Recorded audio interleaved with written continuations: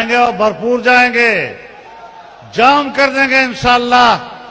और इसको सारी दुनिया देख रही है कि जब मुल्क से हर तरफ से लोग आएंगे और 25 से 30 लाख अवाम इस शहर के अंदर आएंगे, सबसे पहले तो मैं देखेंगे ये हुकूमत आगे। आज़ादी मार्च में तमाम अपोजिशन जमातों की शिरकत के फ़ैसलों का खैर मक़दम करता हूँ, ख़ास तौर पर पाकिस्तान मुस्लिम लीग नून का, उसके कायद मियाँ नवाज शरीफ साहब का, पाकिस्तान पीपल्स पार्टी का जनाब बिलावल भुट्टो साहब का, कि उन्होंने हमारे साथ भरपूर यकजहती का फ़ैसला कर लिया है और इंशाअल्लाहुल अज़ीज़ ये आज़ादी मार्च इस नाअहल और नाजायज़ हुकूमत से आज़ादी की मंजिल पर दम लेगा।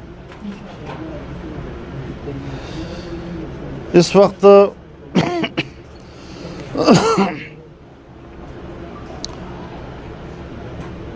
हुकूमत नाजायज़ और आमिराना हरबे इस्तेमाल कर रही है।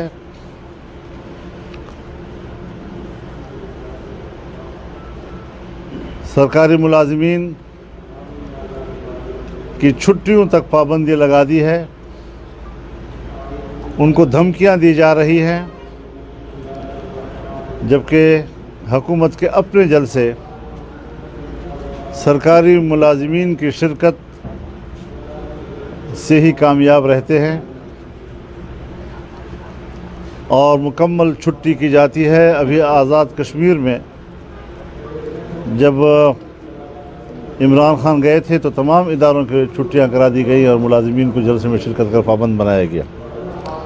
वैसे भी कानूनी तौर पर पाकिस्तान के किसी सियासी इदारे के मुलाजिमीन भी अगर वो मुतासर हैं और उनके हुकूक पामाल हो रहे हैं तो अपने हुकूक की पामाली के लिए, पामाली पर एहतजाज करने के लिए उनको भी सड़कों पे आकर कानून और आइन के दायरे में एहतजाज करने में तशद्दुद किया गया,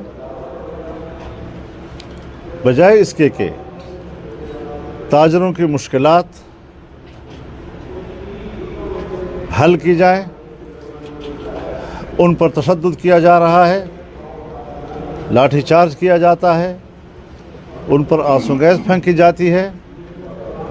और जब वो मुज़ाकरात की बात करते हैं तो हुकूमत अपनी ज़िद और अना नहीं छोड़ती और इस वक्त मुल्क में कारोबार बंद हो रहा है, यूनिट्स बंद हो रही हैं, फैक्ट्रियां बंद हो रही हैं, पाकिस्तान की पैदावारी सलाहियत ख़त्म हो रही है, तो ज़ाहिर है कि फिर मार्केट में क्या आएगा, कहाँ से माल लेकर आएंगे मार्केट में लोग। मार्केटें आपकी बंद हो रही हैं, ताजर बिरादरी इस वक्त पूरे मुल्क में सरापा एहतजाज है, डॉक्टर्स बिलबिला रहे हैं। सूबा खैबर पख्तूनख्वा में तमाम बड़े सरकारी हस्पतालों की निजकारी हो रही है, जिसका माना यह है कि आवाम को अगर कहीं पर सस्ते इलाज की कोई मौक़े मुहैया थे, ये ज़ालिमाना हुकूमत अब आम लोगों से सस्ते इलाज की सहूलत भी छीन रही है। इदारे उनसे चलते नहीं हैं, अपनी नाकामियों को देखते नहीं और फिर आवाम के ऊपर उसका बोझ डाला जाता है। तो इस हवाले से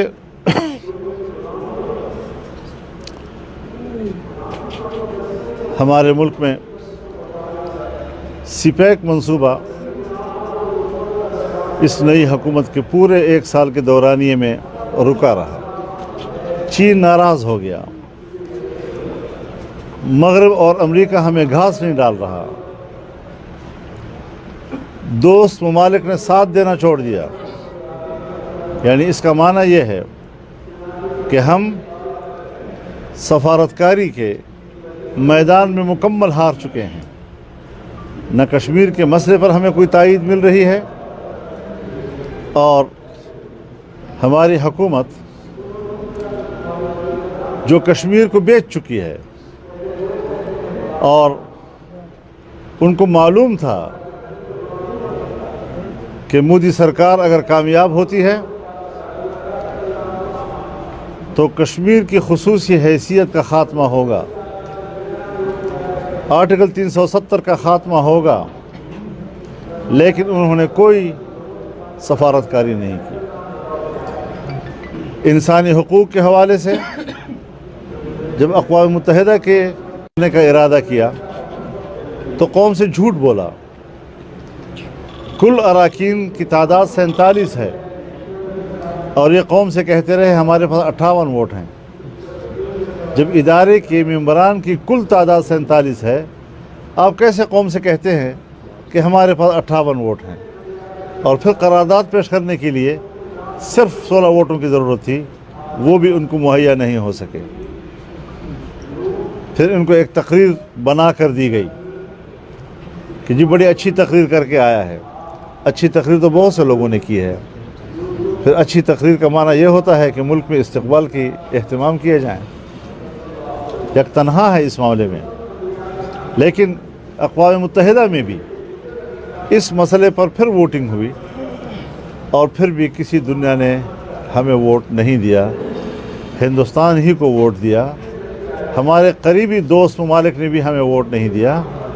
ووٹ نہ دینے کی وجہ صرف مفادات نہیں ہے کہ ان کے مفادات انڈیا سے وابستہ ہیں اور انڈیا کو ناراض نہیں کرنا چاہتے، یہ بھی ایک عنصر ضرور ہے، لیکن در حقیقت حکومتوں کو معلوم ہے کہ اس سارے عمل میں پاکستان کی اپنی حکومت شریک رہی ہے۔ تو جب ان کو یہ معلوم ہے تو آپ کی تقریر سے وہ کیسے متاثر ہوں گے؟ تو اس اعتبار سے بھی جب مکمل سفارتکاری آپ کی ناکام ہو جاتی ہے تو دنیا میں ہمیشہ پھر دھمکیوں پہ اترنا پڑتا ہے۔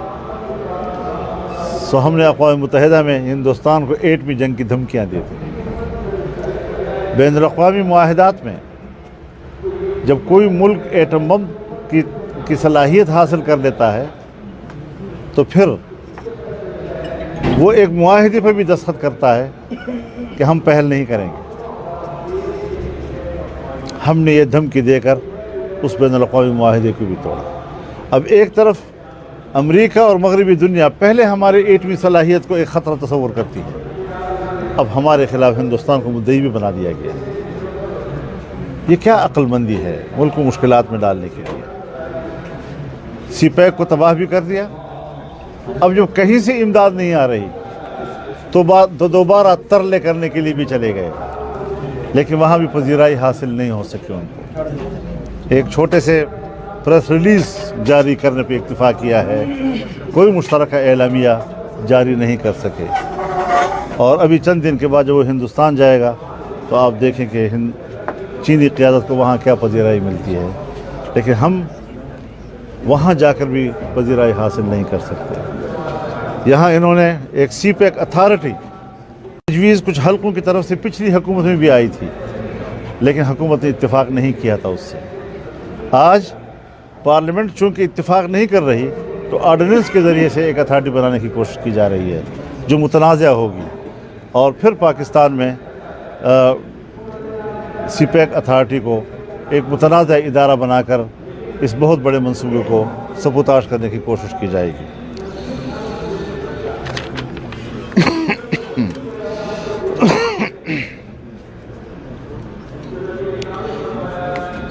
اب جو ہم یہاں پر کشمیر کی بات کرتے ہیں اور حکومت کرتی ہے تو یہ مگرمچھ کے آنسو ہیں۔ کشمیر کے مسئلے کو اور احتساب کے مسئلے کو معاشی ناکامیوں سے قوم کی توجہ ہٹانے کے لیے یہ دو کارڈ استعمال کیے جا رہے ہیں۔ تم نے کشمیر کو اپنی مرضی سے بیچا، تم احتساب صرف اپنے مخالفین کا کرتے ہو، اور ابھی وقت آ رہا ہے جب فوراً فنڈنگ کا کیس سامنے آئے گا۔ تم تو مختلف پارٹیوں کے مختلف شخصیات پر الزامات لگا رہے ہو بدعنوانی کے، یہاں تو پوری پارٹی بدعنوان نکلی ہے، پورا ٹبر چور نکلا ہے۔ تو ایسی صورت میں ان کو کہاں حکومت کرنے کا حق حاصل ہوگا؟ جب بی آر ٹی کا سوال آتا ہے جو 26 ارب کے لگ بھگ لاگت سے اس نے مکمل ہونا تھا، آج 100 ارب سے اور 120 ارب تک اس کی لاگت پہنچ گئی ہے، لیکن آج بھی پشاور کھنڈرات ہے اور قریب میں اس منصوبے کے مکمل ہونے کے امکانات نظر نہیں آ رہے ہیں۔ کتنے بڑے بڑے منصوبے ہیں اور سی پیک کے حوالے سے کتنے پوائنٹس ہیں کہ جس کو چین نے اپنے خرچ سے پورا کرنا تھا، آج چین اس سے دستبردار ہو گیا۔ یہ مایوسی کیوں؟ تو اس حوالے سے یہ سارے معاملات ہمارے مد نظر ہیں اور اس حوالے سے تمام جماعتوں نے فیصلہ کیا ہے کہ اب اسلام آباد آئیں، بھرپور قوت کے ساتھ آئیں اور انشاءاللہ پورا ملک امڑ کر اسلام آباد کی طرف آ رہا ہے، یہ نعرہ بلند کرنے کے لیے کہ قوم تباہ ہو گئی ہے، معیشت تباہ ہو گئی ہے، مہنگائی آسمانوں کو چھو رہی ہے، اور آج بھی ہمارے اسٹیٹ بینک آف پاکستان کا جو اعلان ہے اس میں آئندہ سالوں میں بھی مہنگائی میں کمی کے کوئی امکانات نہیں ہے، مزید مہنگائی بڑھتی چلی جائے گی، لہذا عوام کے سروں سے اس بدحالی کی ذمہ دار حکومت کو اتار دینا چاہیے۔ مولانا صاحب حوالے سے جو اطلاعات سامنے آ رہی ہیں اس حوالے سے آپ کیا کہیں گے؟ دیکھیے، پارٹی کا فیصلہ اس کی قیادت کرتی ہے اور ان کا فیصلہ آ گیا ہے، میں کسی پارٹی کے اندرونی صورتحال پر بحث نہیں کر سکتا۔ بار بار وہ کہہ چکے ہیں کہ آخری فیصلہ میاں نواز شریف صاحب کریں گے اور انہوں نے فیصلہ کر دیا ہے۔ مولانا صاحب، مولانا عبدالقوی نے دعویٰ کیا ہے کہ مولانا فضل الرحمان بس جو حوالہ دیا ہے نا جی، یہ حوالہ جو آپ نے دیا ہے نا، اس کو چھوڑ دیں، یہ سوال ہی قابل نہیں ہے۔ دوسرا یہ ہے کہ شہباز شریف آپ کے آزادی مارچ میں شرکت کے لیے کیوں ہچکچا رہے ہیں، اور تیسرا سوال یہ ہے کہ یہ جو آپ کا آزادی مارچ صرف مارچ کی حد تک محدود ہوگا یا کوئی دھرنا؟ میرے نزدیک وہ نہیں ہچکچا رہے، پتہ نہیں آپ کی معلومات کہاں سے۔ مولانا صاحب مجھے یہ بتائیے گا، اگر مذاکرات کی طرف جاتے ہیں، آرمی چیف کا ایک سامنے آ رہا ہے کہ آرمی چیف آپ کو بلائیں گے مذاکرات کے لیے، اگر مذاکرات کی ٹیبل پر سجایا جاتا ہے، کیا مذاکرات آپ کے کیسے ہوں گے، مطالبات کیا سامنے رکھے جائیں گے؟ ابھی تک کسی قسم کا کوئی رابطہ نہیں ہے، جب ہوگا تو قوم کے سامنے صورتحال سامنے آئے گی۔ محمود اشرفی صاحب کا کہنا ہے کہ آپ کے پاس اسی لیول کے سوالات ہیں۔ مولانا آزادی مارچ راہ کا ایجنڈا ہے، اس پر آپ کیا کہیں گے؟ آج ان کا بیان آیا اس بارے میں کہ آپ راہ کے ایجنڈے پہ چل راہ کا ایجنڈے پہ چل رہا ہوں، انہوں نے کہا میں پاکستان کے ایجنڈے پہ چل رہا ہوں۔ اچھا سمپل سے میرے نزدیک پاکستان کے علاوہ کوئی ایجنڈا نہیں ہو سکتا۔ سوال یہ ہے کہ مولانا آزادی مارچ کے حوالے سے یہ بتائیے گا کہ آپ نے ابھی تک اپنا پورا اسکیجول جو ہے وہ جاری نہیں کیا